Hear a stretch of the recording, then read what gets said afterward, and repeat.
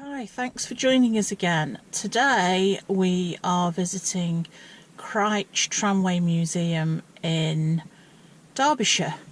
So we'll see you inside.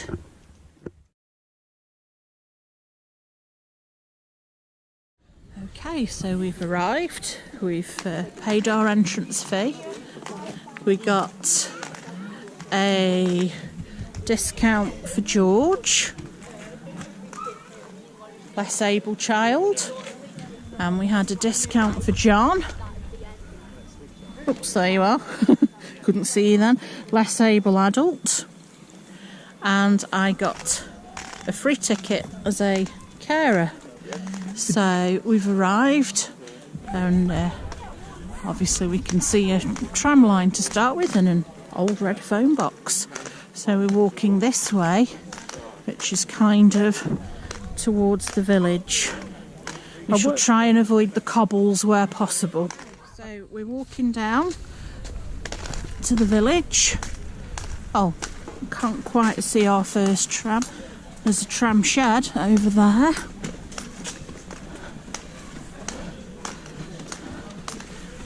And oh, just down there in the distance, you can see our first tram. Am I to guess that you don't get to go on each individual tram? You can if you want to. There's a crossing there, but as it's full period style, obviously it's not accessible because the curb's not lowered. So we'll keep going. There's the first tram coming up. There we go. First tram of the day. First of many trams. So we're in the village bit. We've got an old style gents there. We've got the pub, the Red Lion, and down at the far end there, see if we can get a better picture of it, we have a horse-drawn tram.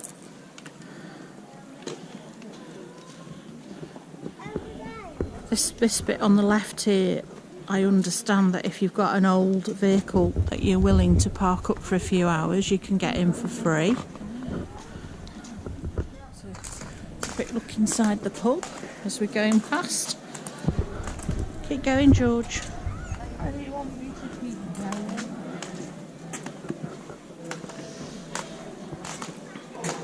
The pub.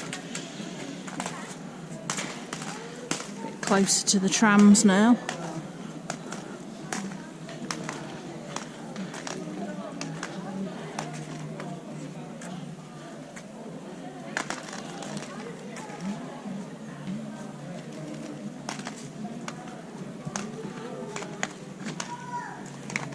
People waiting to get on.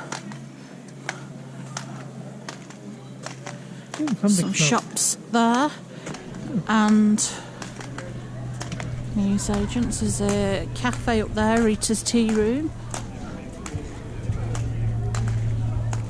There's a sweet shop.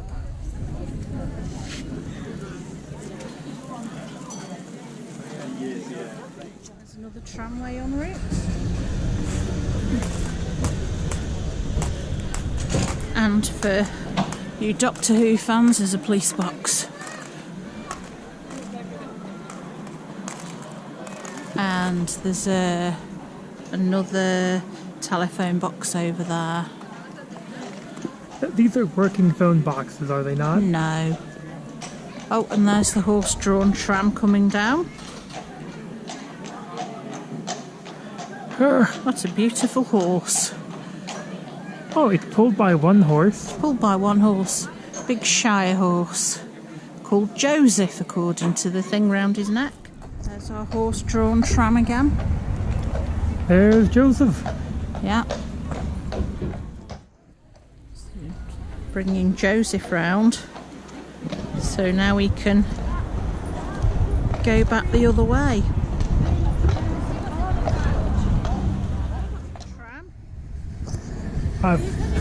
I've never heard a tram bell sound like that before.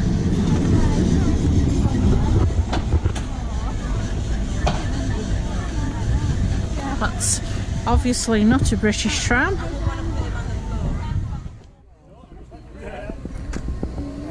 So we're going on the accessible tram. We trust out George's driving skills. What makes this tram different than the ones that aren't? It's got a lift on it so that people in wheelchairs can be lifted up onto the tram. George is already on the tram without us.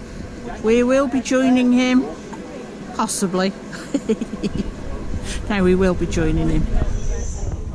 Hold tight then, please. Hold on. Hold on, Nate. Hold tight. Going.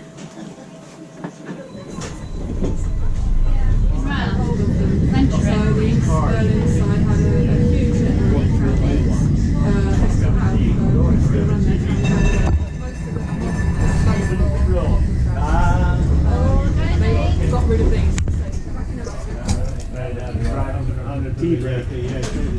Nothing changes. More views from a tram window. This tram's got 4 wheelchairs on it, so it's plenty accessible. Over the hill now. The tram's struggling a bit. It's a fantastic view. We're going back. Yeah, we're going back down the hill because there wasn't room to turn around because there was another tram there. So we're going back down the hill.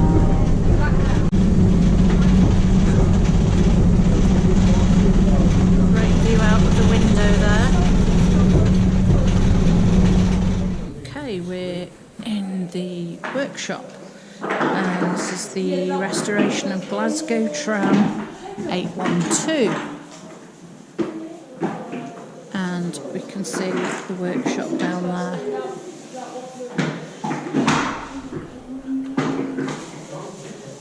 There we go. Sheffield's last tram down there. So we've got another view of the trams in the workshop. In this section it's cobbles, however there is a smooth bit for wheelchair access, so it's not too bad. But George likes the cobbles because he's a strange child.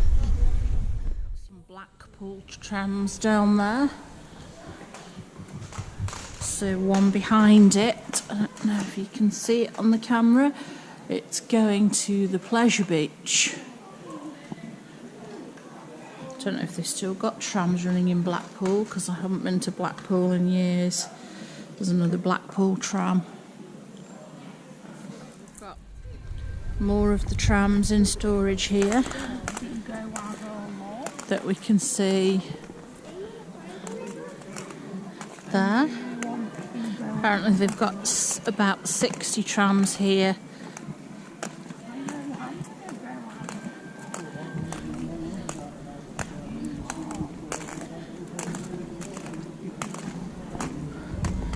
There's George pretending to be a tram now. So we've got a tour tram here. It's alright if it isn't raining. Double-decker tram there, which goes on. Until this very second, I did not know those existed. Yeah, double-decker tram, so it's like a double-decker bus, well, an old double-decker bus with an open back where people can get on, and quite steep spiral stairs as they used to be back in those days. Old-style London transport here. Another double-decker tram.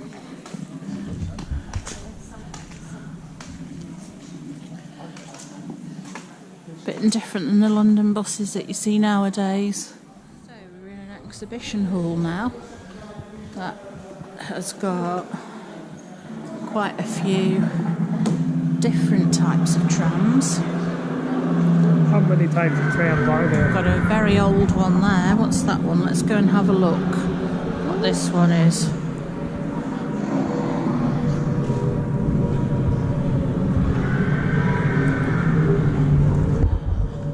It's the Leamington and Warwick one, which ran in service from 1881 to 1905. It's the only tram from the West Midlands in the museum's collection. So we've got a double-decker horse-drawn carriage there. That's like what they have at Joseph. No, that's not. No, that's a single-decker. That must have been hard work for the horse if the tram was full. Oh, yeah, that had to be hard work for them.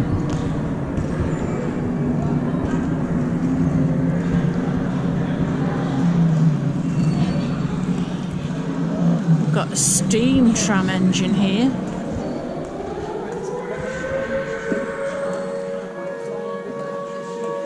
Steam tram engine. Didn't know they had trams running on steam. These are trains, but not trams. Yeah, so it's a steam tram. From the 1880s. Not that long ago, really. When we get here, we get to the 1890s and we have the early electric trams. So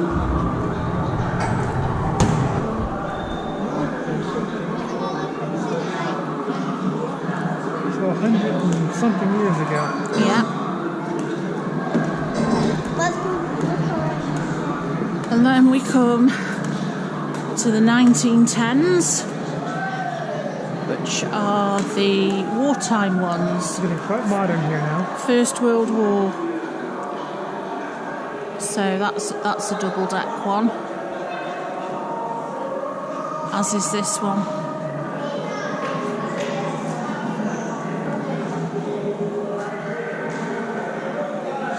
This is a very long tram here.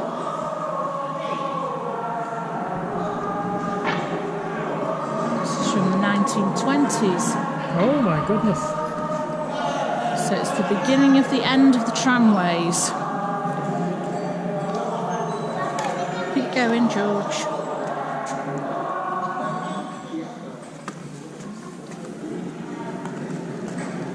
And we get to the 1930s and it says modernisation.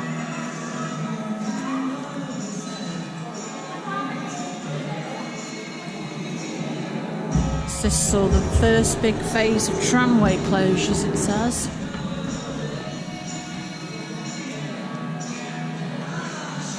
Notice, and I don't know if this is by design, but the eras, as the tram thing changes, so does the music. Yeah. So it's the 1940s with the Second World War. So we've got double-decker trams, and then we come to the 1950s. Looks more like a bus, except the seats are reversible. Looks more like almost a modern-day bus, but it's a tram. And this is 1960s, hence playing the Beatles. They're walking back up. This is the Bowes Lion Bridge. Okay, we've had our kind of half a day really here at Crich. So it's half a day. Oh yeah, half a day for sure. We brought a picnic lunch. There's plenty of picnic areas to stop. Considering that we're looking at trams and they come from a bygone age where they weren't accessible, they've done a lot to make them accessible. They have the accessible tram that we went on, the smooth parts of the cobblestones to go on. Some of the steps into the shops we found a bit difficult to get George in with his chair. He needed a bit of an extra push and a bit of a run up at them to get up them.